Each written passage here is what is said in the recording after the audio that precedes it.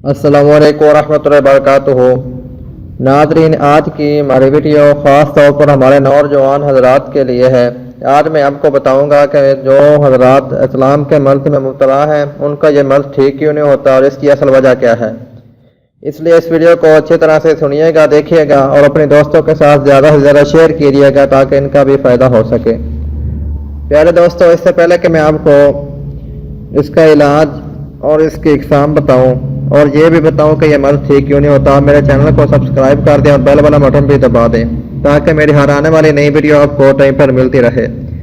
दोस्तों, इस्लाम के बहुत फ़वाइद भी हैं और अगर ये मर्ज़ हद से बढ़ जाए तो इसके बहुत ज़्यादा और शदीद नुकसान भी हो सकते हैं। सबसे पहले बात यह है कि हमारे जो नौजवान हज़रात हैं उनको यह मसला होता है और वो बहुत ज़्यादा परेशान भी होते हैं। आज मैं आपको इसकी असल वजह बताऊंगा कि क्या हमारा जो इस्लाम का मर्द है वो ठीक क्यों नहीं होता और जो है होता क्यों है। इस्लाम की दो अक़साम हैं। पहली किस्म जिसमें इंसान को हालत ख्वाब में इस्लाम होता है और इसको पता भी चल जाता है, और दूसरी किस्म के इंसान को बेदार होने के बाद ही पता चलता है कि मुझे इस्लाम हुआ है, कोई अंदाज़ा नहीं होता। प्यारे दोस्तों, इन दोनों अक़साम के इस्लाम का इलाज भी अलग-अलग है और इसकी खुराक और परहेज़ भी अलग-अलग है। जो इस्लाम हमें हालत ख्वाब में होता है वो हमारे मैदा में बहुत ज़्यादा गैस जमा होने की वजह से होता है, और हमारे नौजवान हज़रात अक्सर ऐसा करते हैं कि या किसी अताई हकीम के पास या खुद से ठंडी चीज़ों का इस्तेमाल करना शुरू कर देते हैं, जिससे ये मर्ज़ और बढ़ जाता है, क्योंकि ये इस्लाम हमारे मैदा में गैस के जमा होने की वजह से होता है और ठंडी चीज़ों के इस्तेमाल की वजह से हमें और ज़्यादा नुकसान होता है। मिसाल के तौर पर किनों का इस्तेमाल कर लिया और ऐसी और चीज़ों का इस्तेमाल करने से हमें बहुत ज़्यादा नुकसान होता है, क्योंकि ऐसी चीज़ों का इस्तेमाल करने से तदावियत बढ़ती है और हमें नुकसान उठाना पड़ता है। और जो दूसरी किस्म का इस्लाम है ये कि इंसान को पता ही नहीं चलता कि कब हुआ, कैसे हुआ, कोई अंदाज़ा नहीं होता। ये है गर्मी की शिद्दत की वजह से।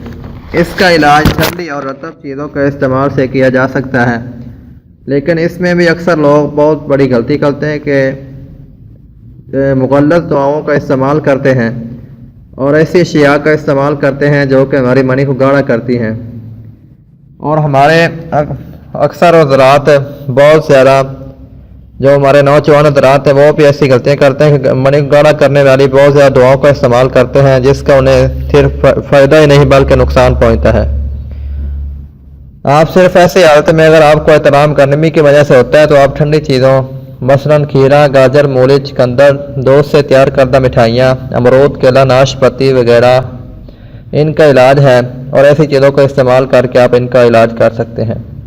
इसलिए प्यारे दोस्तों, कोई भी मर्द हो इसकी कई वजूहात और कई इकसाम होती हैं। कोई भी मर्द हो इसकी 2, 3, 4 इकसाम हो सकती हैं और इसकी कई वजूहात होती हैं।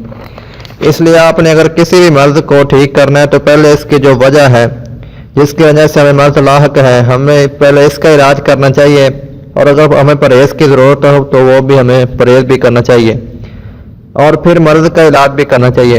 इसलिए प्यारे दोस्तों, कोई भी मर्ज़ है इसकी वजूहात का इलाज किया जाए और फिर इस मर्ज़ का अच्छे तरीके से इलाज किया जाए तो इंशाअल्लाह मर्ज़ बहुत जल्द ठीक हो जाएगा और आपको बहुत ज़्यादा फ़ायदा भी होगा। दोस्तों, आज के लिए बस इतना ही। अगर मेरी आज की वीडियो आपको पसंद आई हो तो ऐसी और तिब्बी और इस्लामिक वीडियोस के लिए मेरे चैनल को सब्सक्राइब कर दें। अल्लाह ताला आपका हामी व नासिर हो। अल्लाह हाफिज़।